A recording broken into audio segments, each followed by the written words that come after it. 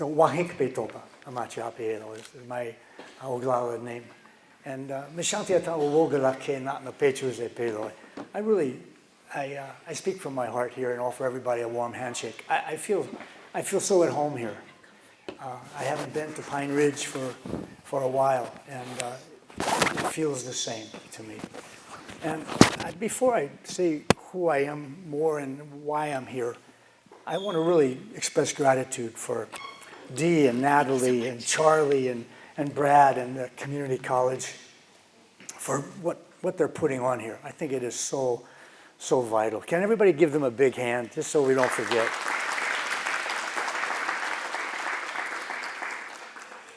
So I had a 2-minute film that I was going to show, but we don't have internet here, so I'll talk about it later.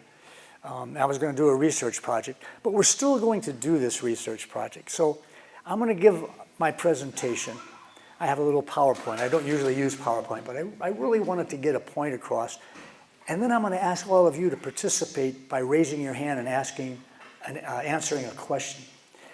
And the question is going to be, I'm going to talk about a phenomenon we call worldview, specifically indigenous worldview, as it contrasts with a non-binary worldview, as it contrasts with what we call the dominant worldview.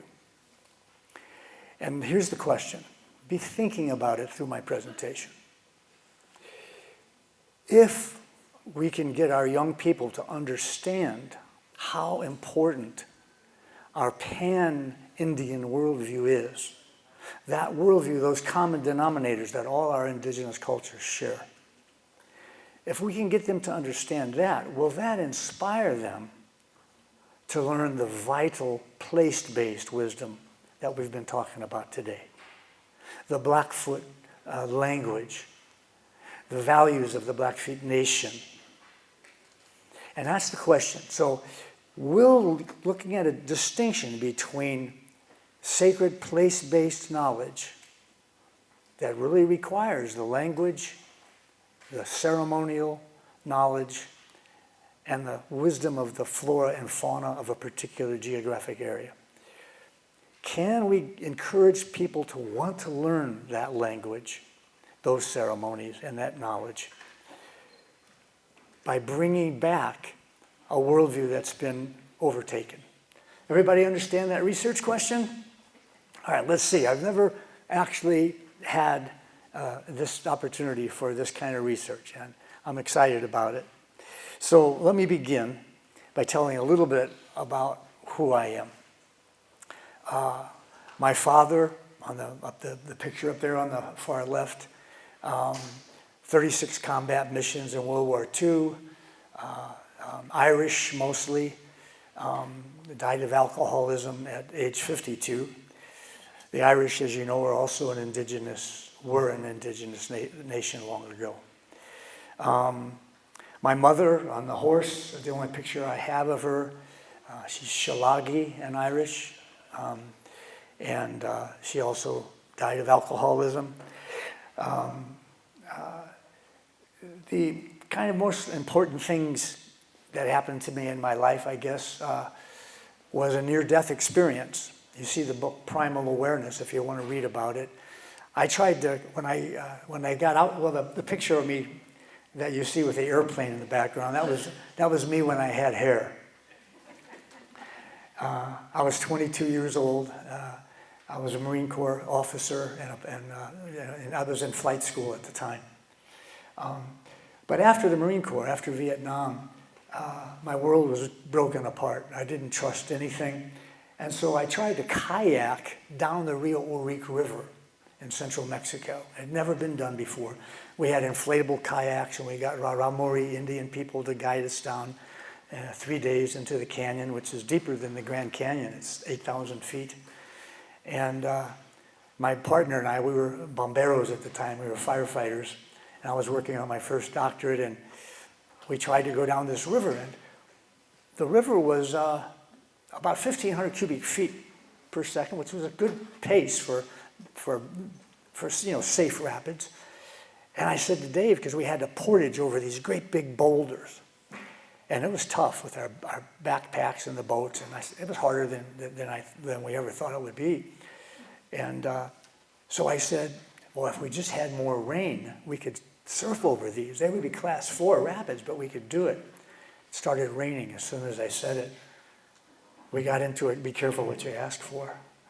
We got into a canyon that had 2,000 feet steep cliffs that you couldn't get out of the river. And it was my turn to scout for one of the rapids, because we had to scout each one, because this was an uncharted river. And it would have been easy for Niagara Falls to have appeared.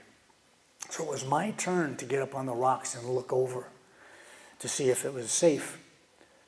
And I was cold, I was afraid. It was pouring down rain. The river had come up to about 4,000 cubic feet, way over my skill level.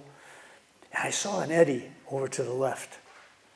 And I thought, I'm not going to have to climb out on this slippery rock.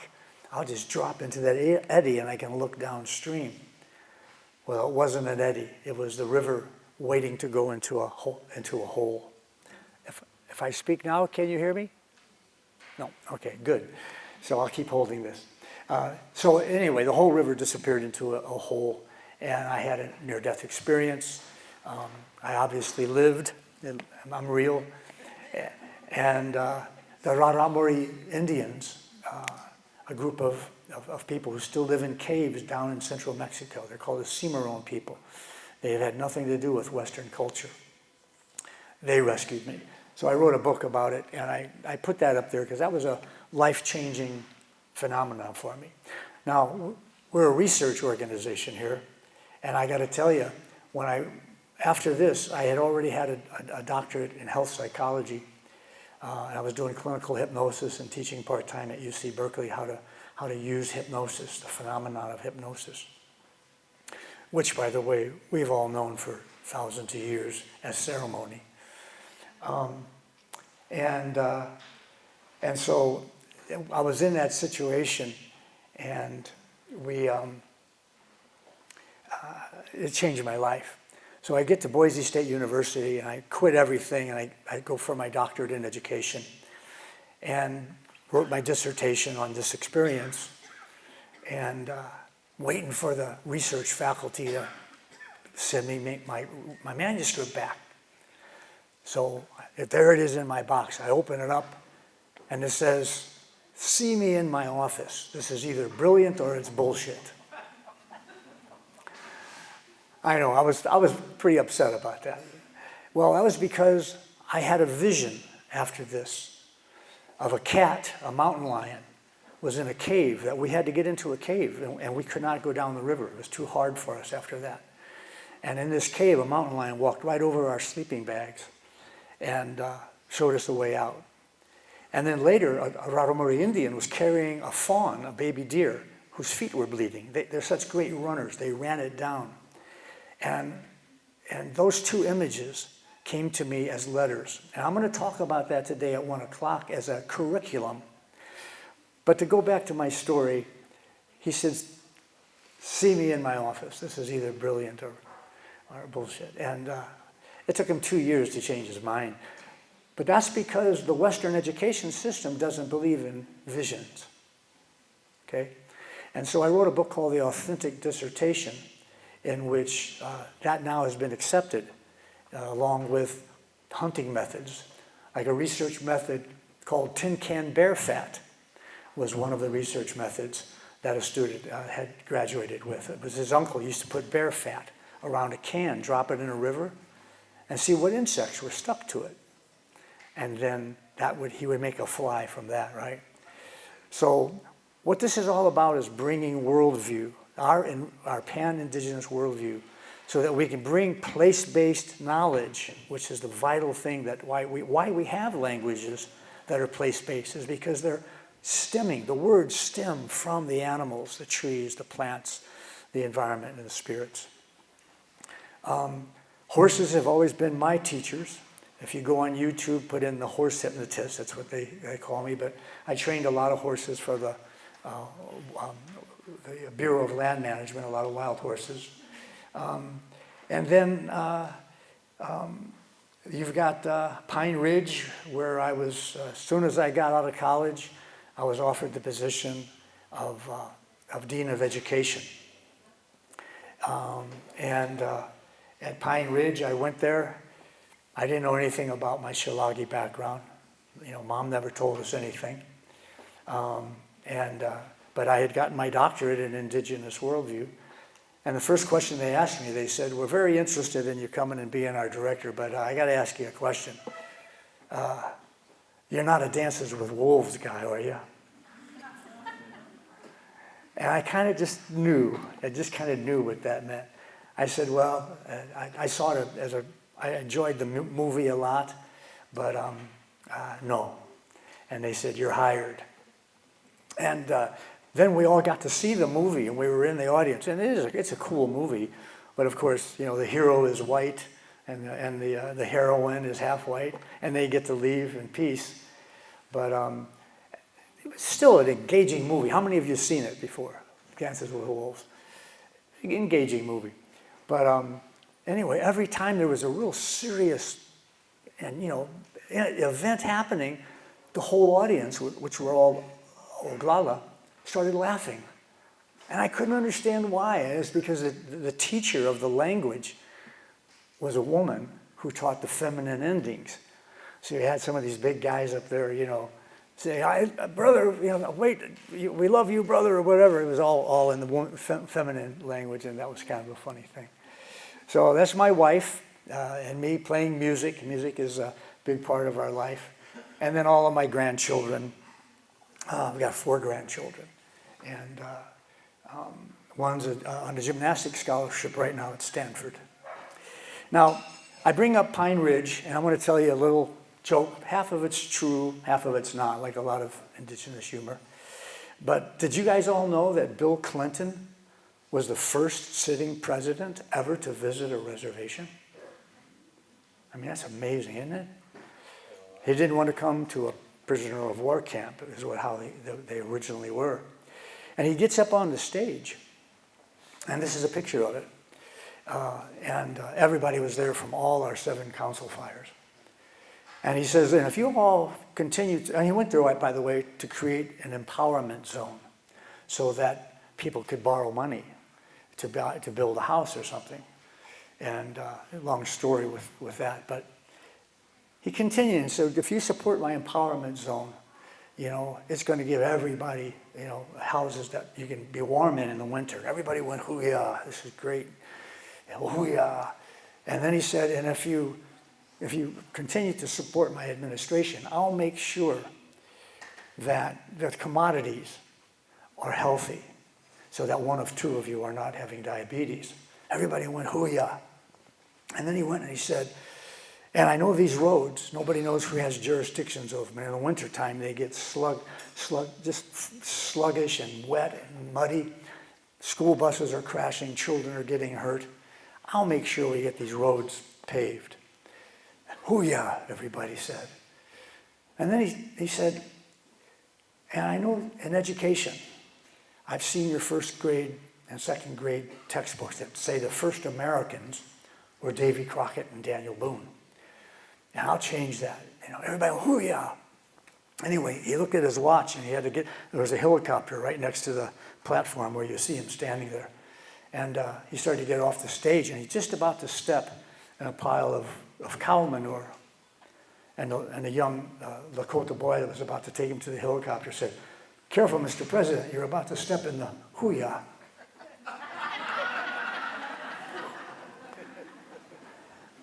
You guys get that better than non-Indian audiences.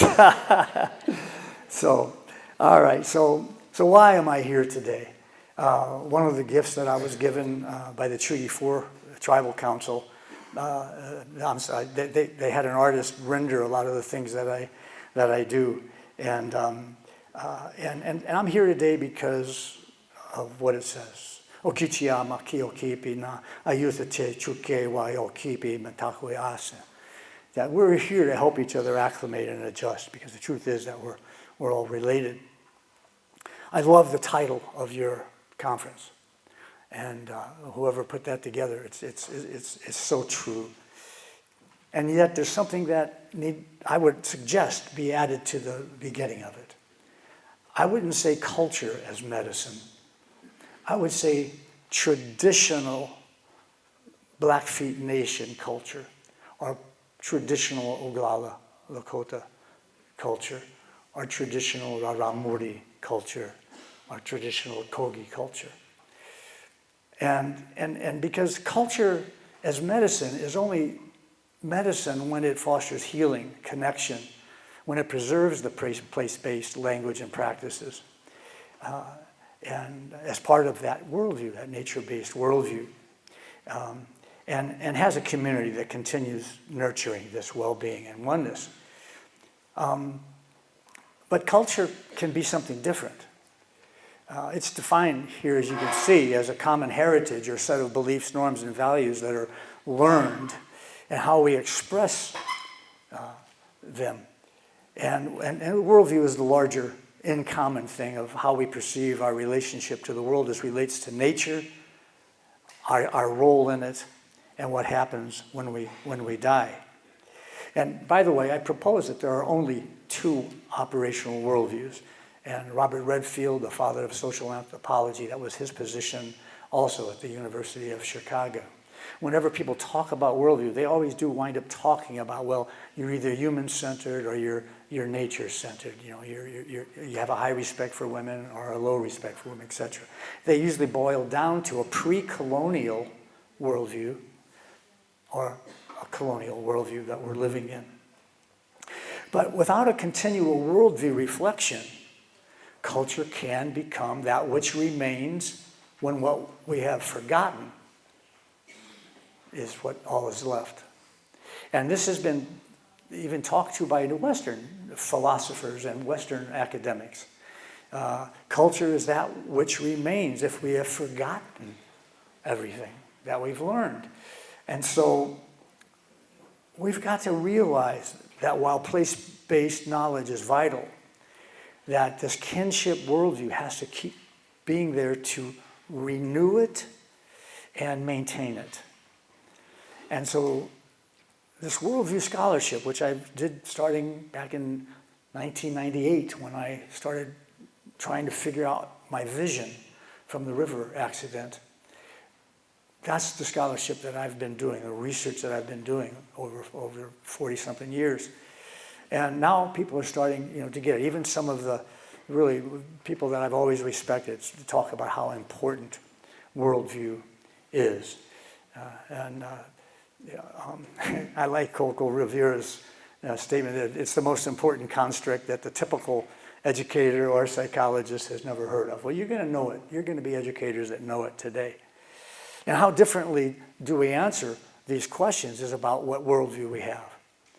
And what is the nature of ultimate reality? The dominant worldview has it different. What's the nature of the universe? What's the nature of humanity? What happens when we die? The dominant worldview has it different. By the way, when I was on my way from Boise State, where I got my second doctorate, my ADD, I had a van and I had this big white dog, and we went right by the monument here in South Dakota. And I thought, well, heck, I'm here, and I got a lot of time before I get to Oglala Lakota College. I'll park my car and I'll go look at the presidents carved in the mountain. And I got about 10 feet before the gate where the tickets where you pay the tickets, and I got sick to my stomach, and I ran behind a bush and threw up. And I hadn't had anything that I could have eaten that could have caused that. And so I kind of regrouped myself, and I started to walk back again, and again I got sick to my stomach. So I said, well, I better just get back into my van, and we'll get to a place to camp tonight before we get to Pine Ridge. Well, it was about a year later I was telling that story, and of course my Sundance brothers were laughing at it, and you guys can understand probably why. And so this common worldview, as I said, we all have it. I've lived with probably 13 cultures that are still away and separate from any strong influence from the West, including the Christian religion, etc. And then with pockets of traditionalists and reservations like this one. And I'm just blown away at the similarities. I mean, very unique, very different, very special to the land. And that's what makes them so important. But worldview precepts that are in common. So I like to say that place-based Blackfeet Nation wisdom, nobody can misappropriate that, because you have to know the language, you have to know the culture, you have to know it. That belongs only to you. Worldview, though, does belong to every creature on earth. But we've forgotten that even. And so these precepts that you have here are beautiful. And they're kind of a combination of worldview and place-based knowledge. They're very similar to the 7 Lakota pathways.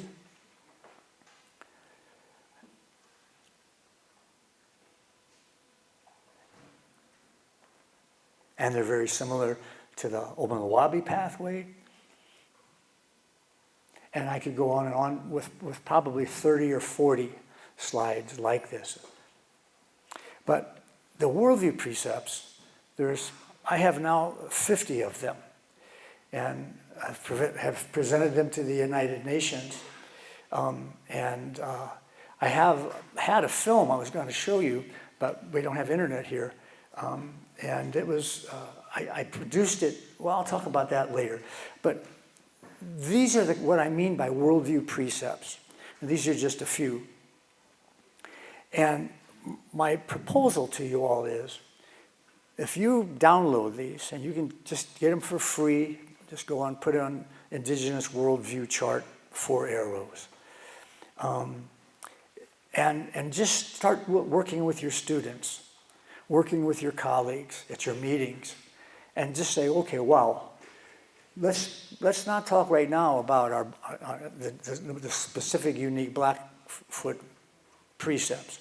Let's get back to our in common ones of what we're supposed to be as human beings here, in terms of these phrases that can help us see why we've lost that traditional culture, why we have alcoholism and suicide rates, etc. And so these things are usable. And I've already got about 4 doctoral students working on them.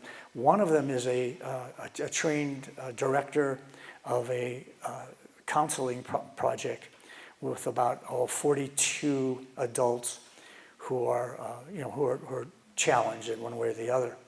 And his people, his staff, have compassion fatigue, which is a psychological disorder. And he has used about 20 minutes every morning talking about how are we doing here?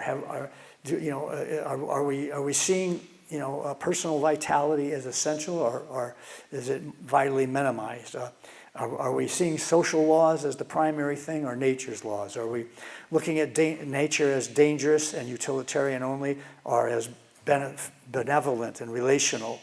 Are we seeing all life as sentient? Are we seeing ceremony as life-sustaining?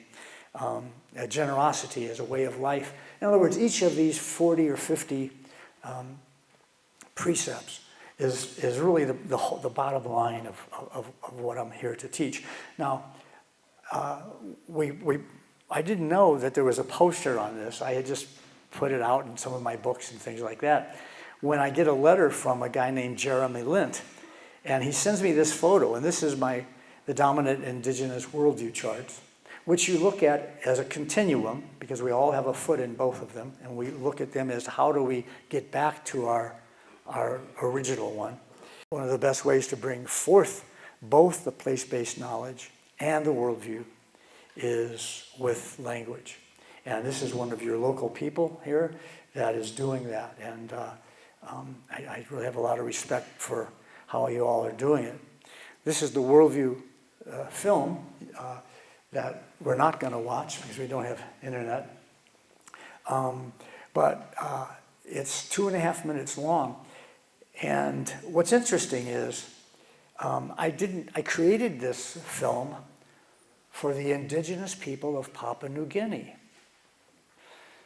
Not for non-Indian people, but for indigenous people who had lost their place-based knowledge.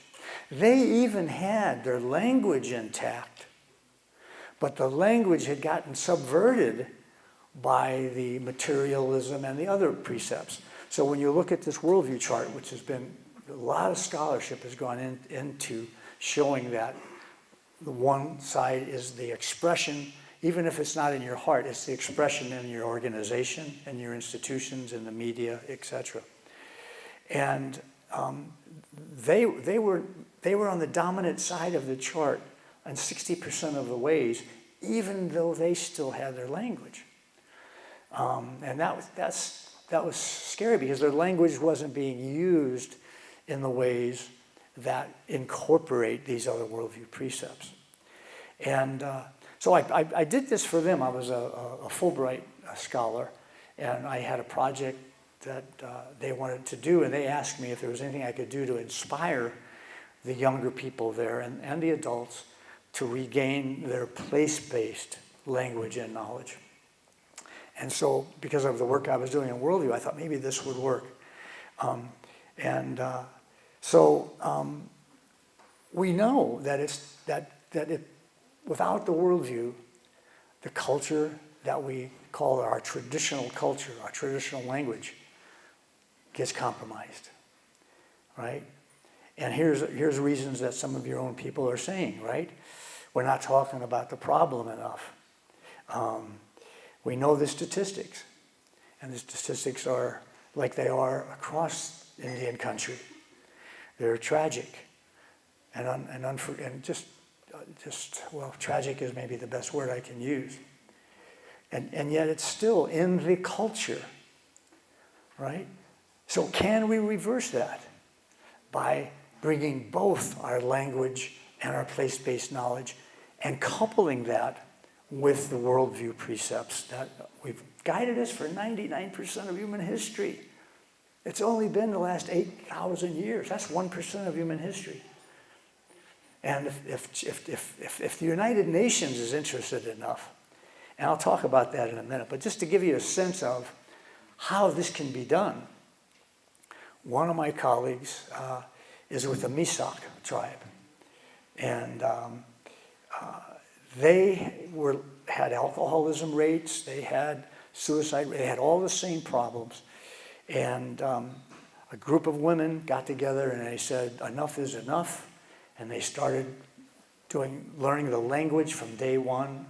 And they started doing this work with worldview precepts.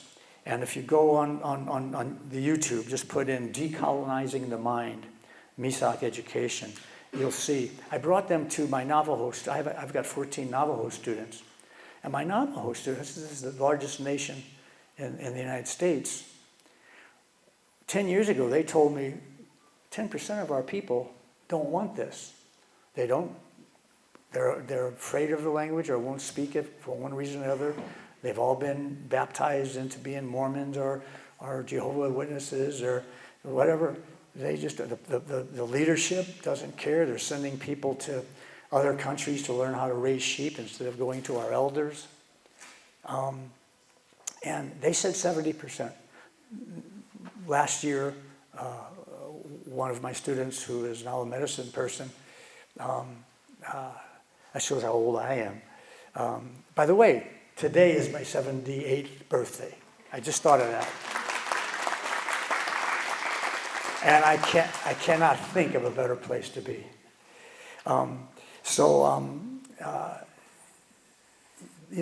This is the idea that we've got to get back to, and it's proven sustainable. And this is the power of it, and this gets to our research question that we're looking on.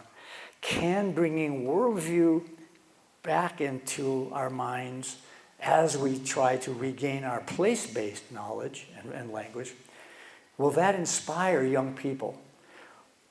Well, I'm starting to see that it is. The student that I have with people with compassion fatigue, they are improving. They're not suffering as much just from going through the worldview reflection, right? But we know that this is happening all over the world. And if you go to our website, it's called provensustainable.org. And we have a number of cultures from around the world that have proven it. And one where I live in Mexico, the Chilan, they chased all the narco-traficantes out. They chased out the government.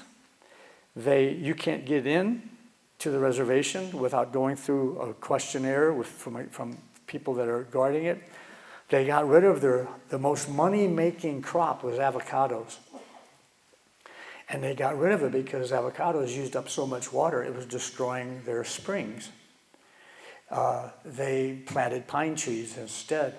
And now they all speak the language, they all have it. This is an amazing story, but there's so many of them, and we've tried to capture those on our website. These are places around the world where we have people that will talk about how they changed their culture and brought it to a sustainable, healthy place where the community was healthy and the land was healthy, instead of just little pockets of places, right?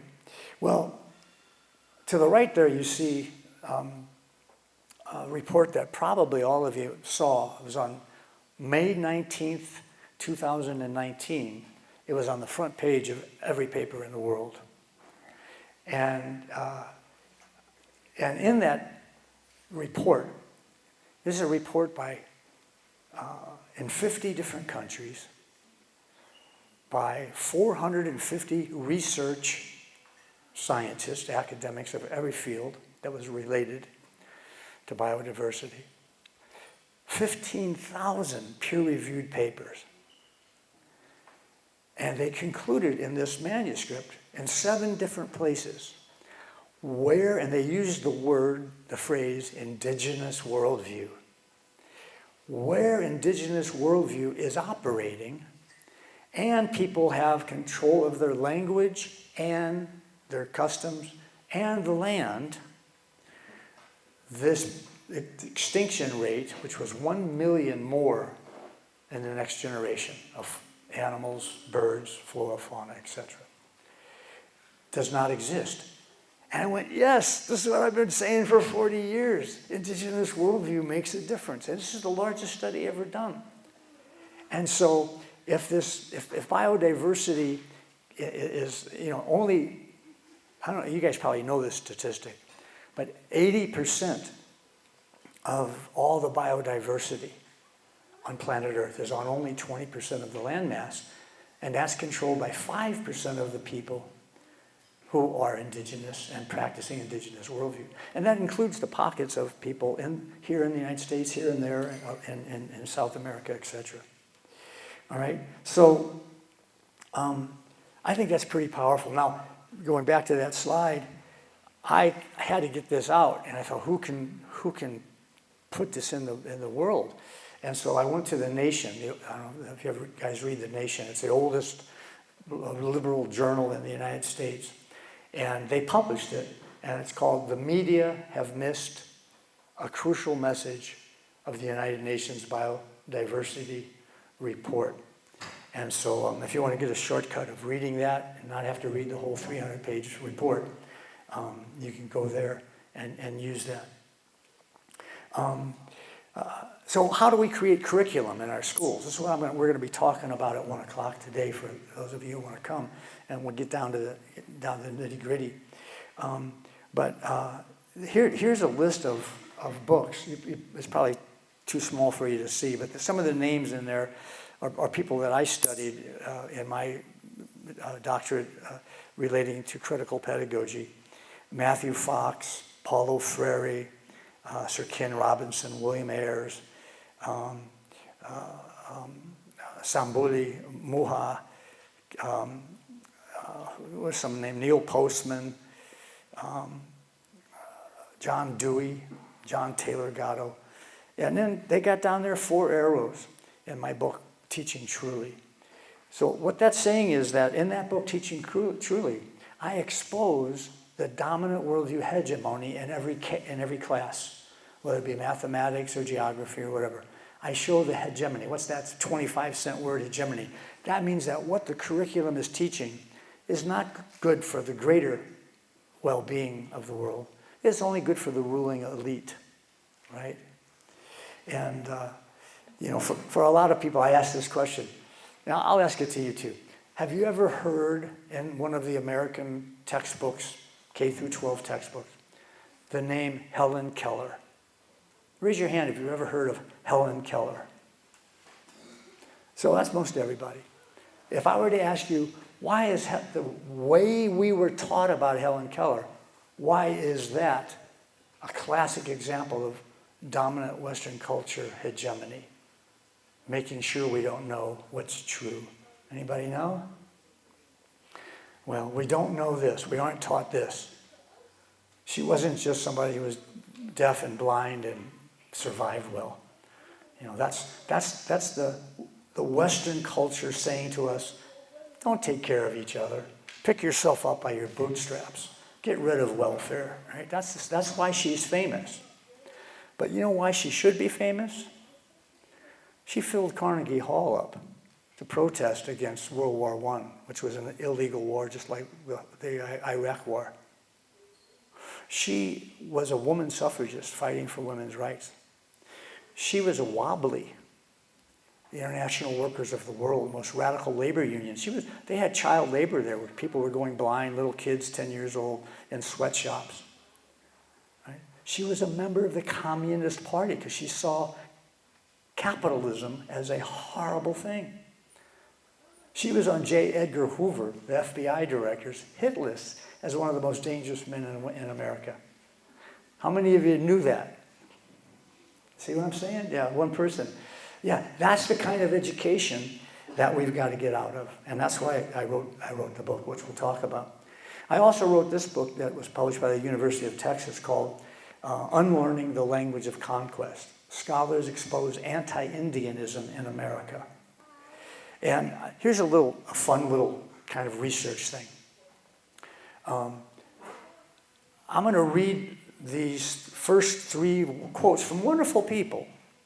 But, wonderful people, I admire them, and they're saying the right thing. And I want you to compare that to an indigenous spokesperson on the same topic. All right, so the first one is by Franklin Roosevelt. A nation that destroys its soil destroys itself. Mahatma Gandhi, to forget how to dig the earth and tend to the soil is to forget ourselves. And Wendell Berry, the great, great environmentalist. Without proper care for the soil, we can have no life. Okay, these are all important, but what are they missing? Compare that to the Squamish leader, Aristotle.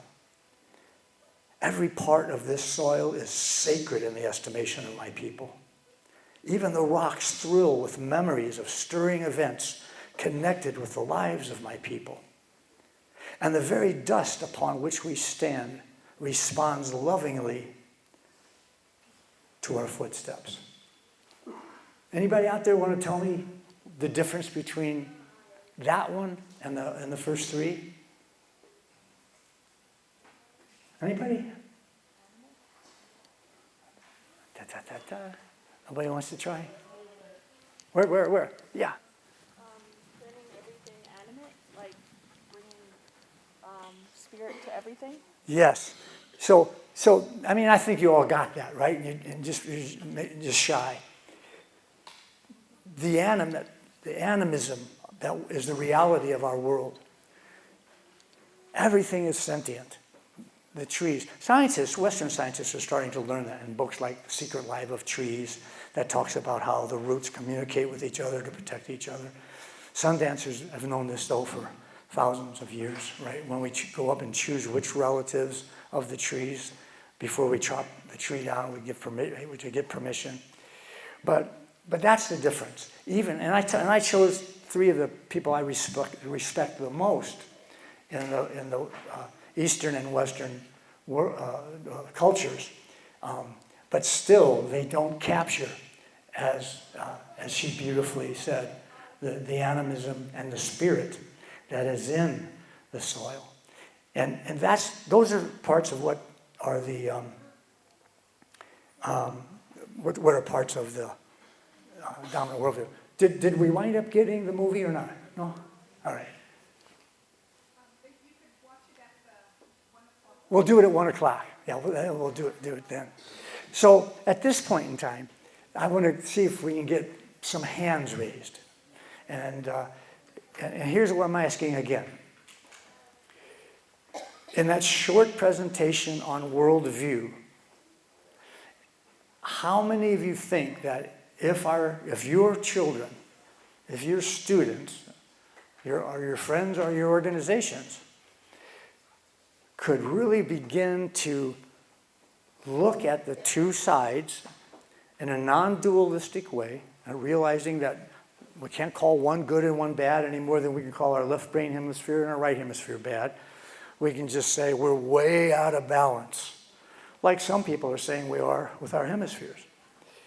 We're way out of balance. What can we learn from this dominant worldview in a respectful way that can help us rebuild the pan-indigenous way that is so lost in the world, so that we can inspire our people to learn their place-based knowledge. You got the question? So, and be honest with me. If I only see half the hands raised, then I'm going to write. Only half of them thought, so I've got to figure a better way to present this. I've got to figure a better way to do this. So be honest.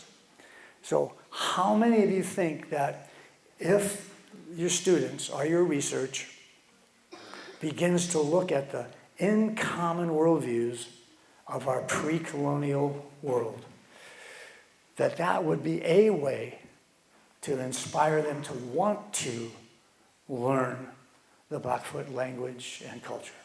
So 1, 2, 3, 4, 5, 6, 7, 8, 9, 10, 11, 12, 13, 14, 15, 16, 17. So is it fair to say that's about half? About half of you? Okay. So, because that's what I'll have to say. And so on the other half, maybe at 1 o'clock today, you can share with me, if you come, share with me, why do you think that falls short? And I can maybe offer some ways that it would fall short. Some of my brothers and sisters have said, well, 4 arrows, we think it works the opposite way. If we teach our language and we teach our ceremonies, then that worldview automatically comes into play from that. And I think there's a lot of truth in that. However, the difficulty of getting that to happen has been proven all over the country, right? We've been trying that for years. Why aren't they coming to learn?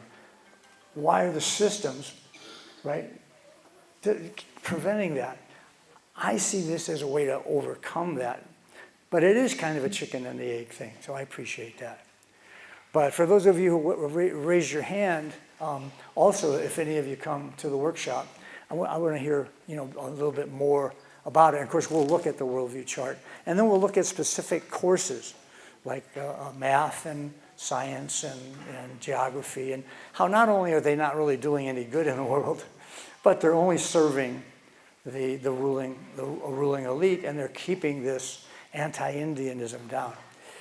In that book on learning the language of conquest, you won't believe up until recently, scholars from Oxford, scholars from UCLA are saying things like, it's a good thing we left this indigenous worldview and these place-based peoples. They were cannibals. They threw their babies in fires. They They destroyed their flora and fauna. These are all in that University of Texas book. Vine Deloria Jr. wrote his last chapter in my book, and it was called Law Masquerading as, masquerading as conquest, masquerading as law. And so the educational system does not want us to learn this material. Oh, I'm sorry, I should be standing in one place. My apologies.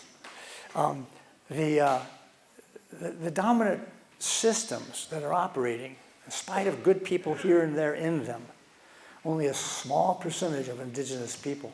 There should be if we had equal representation in the Congress of the United States, we'd have approximately 17,000 individuals instead of several hundred, right? And so there is a worldview operating that is frightened of us. They're frightened of someone who sees the highest expression of courage as generosity. They're frightened to see someone that has a different perception on owning the mountains. You know, they're okay for making a corporation into a person, but they're a long way from turning a mountain or a river into a person. And so we've got to know that we are working in a system that has a worldview that is dominating. And until we can change the worldview, our efforts at bringing back our cultures, I think, are going to continue to be very small steps. So I'll close with this. And then hopefully if anybody has questions here, and that you won't be coming at 1 o'clock, then we'll open it up to questions.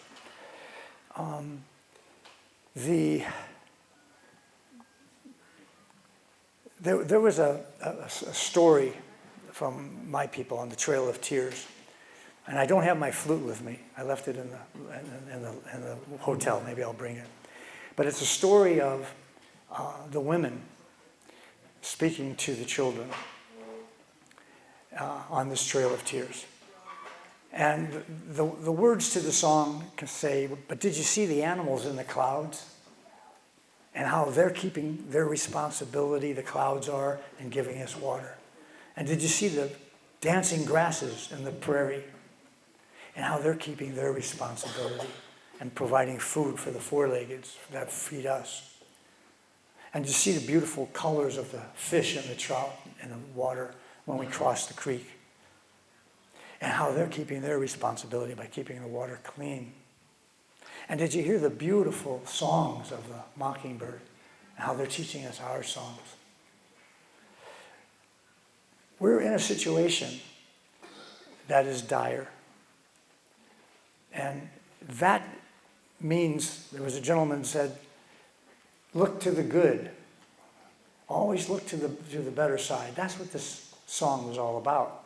We don't have our heads in the sand, but once we realize what's going on, then we got to look to the good. Well, as difficult as that is, I was at British Columbia just before the pandemic, and I was giving the same presentation to the College of Education. And at the end, someone raised their hand and they said, "Dr. Jacobs," and I said, no, please call me Four Arrows. It's hard to pronounce Wahinkpe, Topa, but I'm a maid relative of the old Lala, and I go by that name. It's hard to go by our names because of the Western pressure on that. And so they said, so okay, Four Arrows.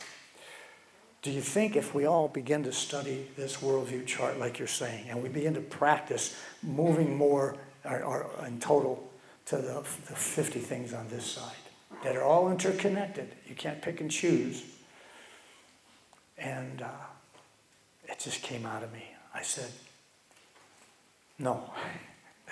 They went from loving me to hating me in that moment. And then the hands went up, well, why are you here? All your royalties from all of your books go to indigenous causes. We know from the president of the college, they paid you your expenses, which is all I did for this trip. why are you here doing all this work if you think that there's not a chance we can turn things around? And I quoted Sitting Bull. I said, because I want to be a human being. They asked him that. He was in jail before he escaped and was killed by his own people. But Sitting Bull, man, it was amazing. I mean, the smallpox had wiped out most of his people. The buffalo had all been killed. He was being chased. And yet he never stopped doing his ceremonies. He never stopped singing. He never stopped doing so many wonderful things, acts of generosity. And they asked him, how can, with all of this horrible stuff happening, you still be so full of life? He said, I want to be a good human being. So I like to leave you with a new definition of hope that, and I hope you don't leave not liking me for it. Instead of hope being the certainty things are going to turn out all right in the short term, with all this work that I'm trying to do, all this activism I'm trying to do, and then being disappointed when you look around, define hope as this: the certainty that what I'm doing is the right thing to do, regardless of the short-term outcome. Because we think in the long term. We know that we are spirits inhabiting a body. And these bodies are containers that are great gifts to us, which we've also forgotten. And if we can remember that we may come back to rebuild. And if we don't, there will be future generations that are going to have to rebuild. And if the vibrational frequencies of your small things, making one garden better, one child better, teaching with courage the truth, then those vibrations go around the world like throwing a rock in a brook. So, oyate oyasi shankuluta hochnamane oichakiapo. Oyate oyasi unchi oichalapo. Na oichakiapo. Hachoichozani washte unyoepikdilo. You guys, this is a way to get on that red road, on that balanced path. And as educators, you have more influence than most people, unless you're a mother. Thank you.